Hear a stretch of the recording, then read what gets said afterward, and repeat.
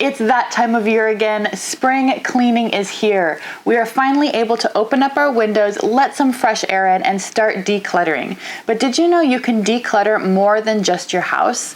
Today I'm going to share with you 10 ways you can declutter both your inner being and your physical environment this spring cleaning season.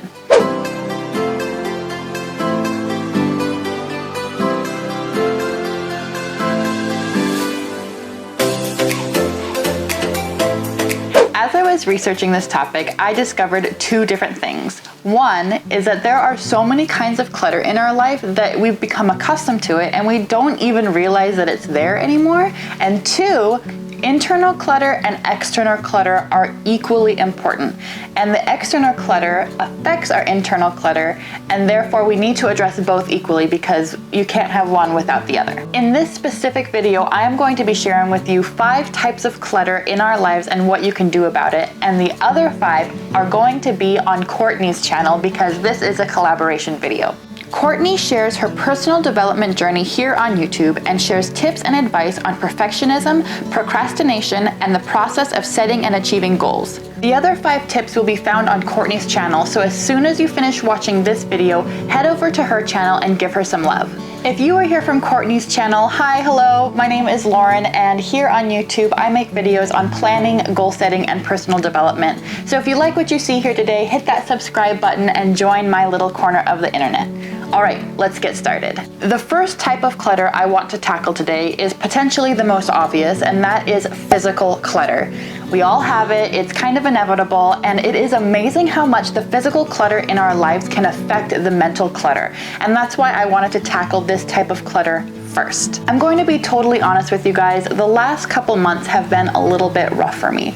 I gave birth to my second daughter in December, and the transition to adding another baby to the family has just been a little bit rocky.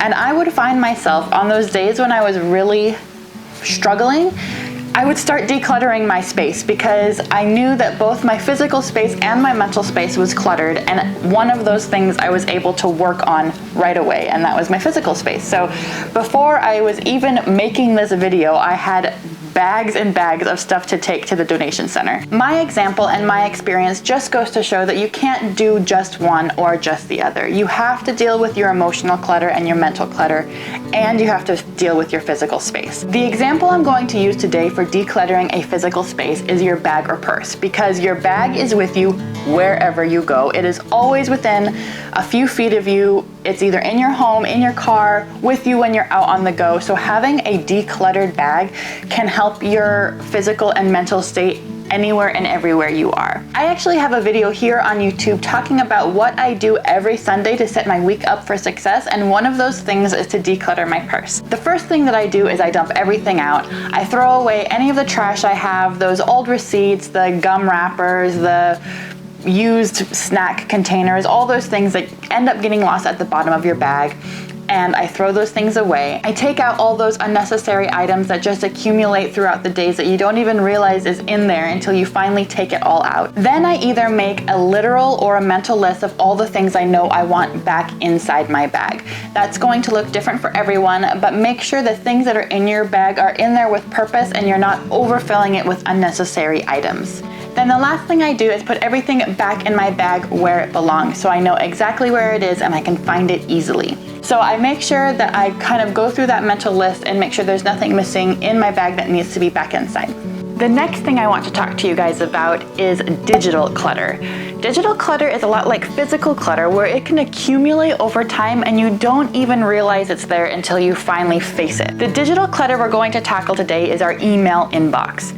How many emails do you have in your inbox right now? Is it like 10, 15, 100, 1,000? I have some friends in my life when I bring up this topic and they say they have 5,000 or more unread emails in their inbox, and that, my friend, is overwhelming. I wouldn't want to tackle that project either, but I have a super awesome hack for you guys, and it is using a subscription called Unroll.me. Unroll.me is an awesome tool that you can use to unsubscribe in mass all of those different email subscriptions that you've accumulated over the years that you are no longer using. So you can use this tool type in your information and it will be able to access your inbox and help you to see exactly how many things you're subscribed to. And then what you can do is unsubscribe from the things you don't want, and then you can, they call it rolling up all those emails into one email that you'll get from Unroll Me.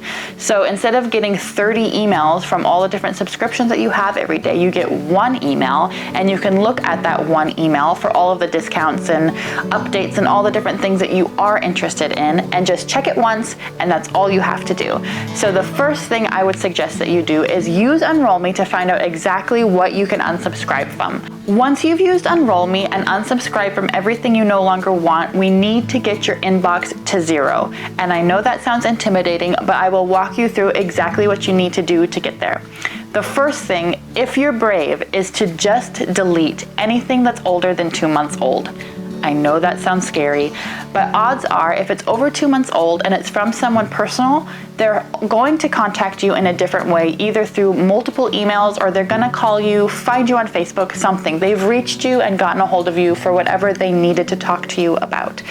If it's from a company, that is probably going to be an expired email anyways, because it's just too old. So anything over 2 months old, just delete it, it'll be okay. Now, hopefully you have a manageable number of emails and you can go through them one by one and decide what to do about them. Now, the trick here is to make sure when you open an email, you either need to respond and deal with the situation, file it into your folder system, or delete it. Those are your 3 options, and you want to stick to those. Don't leave an email sitting in your inbox without putting it where it belongs. If you go through this process and one by one take care of every single email in your inbox until you are down to inbox 0, you will have the most amazing feeling and your life will change forever. It's kind of an amazing thing. In preparing for this video, I came across a term called mental minimalism that is really trending right now, and I highly encourage you search this term because the videos out there are actually really interesting and educational, and I hope to do an entire series on my channel all about mental minimalism, but for now, I want to talk about one aspect, and that is decluttering your routines. I don't know about you, but I forget what I was doing a lot. Especially now that I have 2 kids at home, my brain space is just smaller than it was. By setting up routines in your life, you are able to hopefully declutter all of the noise and have the clarity of mind to be able to get things done in the order that you want to. I do this by looking at my life and seeing where I can set up routines, and also seeing what things in my life I can start to cut out and weed away the noise. There are some obvious routines to consider, like your morning routine and your evening routine, but there are other routines to consider too, like your clocking in and out of work routine, which can be especially important if you work from home, because you want to make sure you can get into a good work groove, but then once you're done with work, that you are able to clock out and then be present in the moment and not have work kind of in the back of your mind.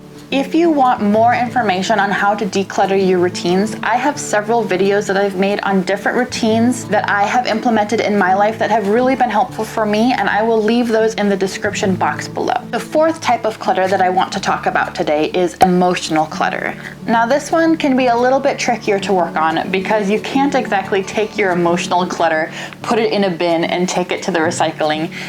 You really have to work on it and acknowledge it and be really self-aware about what type of clutter you have in your life. The example of emotional clutter that I'm going to use today is decluttering your mindset. Have you noticed how you talk to yourself inside, or maybe even out loud about yourself? For me, the thoughts are usually negative, and the thoughts are usually along the lines of, I'm a bad person, I'm a bad wife, a bad mom, a bad friend, I'm too fat, I'm too lazy, I'm not enough, and I'm too much, right? These negative thoughts do not serve us. They are not useful.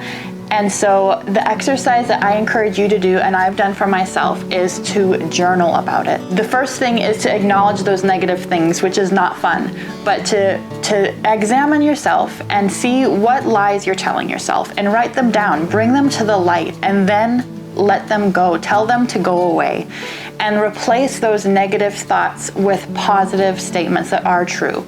I am worthy of love. I'm worthy of respect. I am a human being who deserves to be loved by myself and by other people. Once you start replacing the negative language with these positive statements, you will have a mindset shift, and it will be amazing how much that tiny shift makes such a big difference. One other example that I'll give with you today that I have started is having an affirmations page.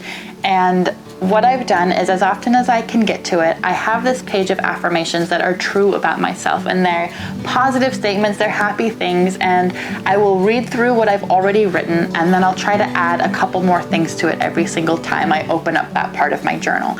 And this is such a good way to start your day because you have filled yourself up with positive statements about yourself. And by doing this, it makes your day go so much smoother, having that inner confidence within yourself. The last type of clutter that I want to share with you today is nutritional clutter. And yes, I'm going to be talking about our diet. I've mentioned before that I had a baby back in December, and I still have some of the baby weight to lose. I know firsthand how hard it can be to maintain a healthy lifestyle and clean up after all those meals, because usually making healthy meals somehow leads to more dishes. I'm not really sure how. So it can be hard to make time for it, but it is so important. The example that I decided to go with today is to declutter the junk food, the processed food, the convenience food. So what I did, the process that I went through, is starting with the pantry. I got rid of anything that has more than 3 ingredients. That's a pretty good rule of thumb when it comes to processed food, because more than 3 ingredients usually means that it's probably not good for you. So starting with the pantry, getting rid of everything that is processed, and then go through your fridge and your freezer. And while you're in there, if you want to like scrub everything out and do the physical cleaning as well, it's a really good opportunity to do that too. Those were the 5 ways that you can declutter your head and your home this spring cleaning season. Now it's time to hop over to Courtney's channel and see her 5 ways to declutter your head and your home. Courtney is such a beautiful soul, and she is so authentic. You're going to love her. So hop over to her channel, give her some love while you're there, and check out her 5 ways to declutter your head and your home.